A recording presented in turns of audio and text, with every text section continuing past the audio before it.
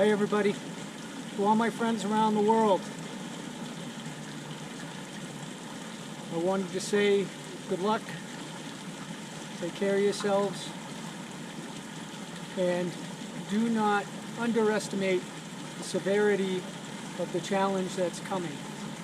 I'm going to put 2 links in the description below, and those links really opened up my eyes as far as saying this is going to be something serious that we need to address.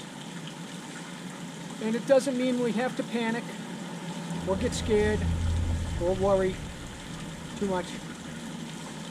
If we're prepared, if we take the steps necessary for what's most likely coming, we'll be fine. I don't think this is the end of the world or the zombie apocalypse. I think it's just going to have to be a little bit of an inconvenience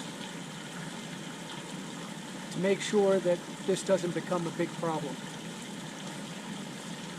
So I hope everybody's well, and I hope that nobody is impacted in a medical capacity.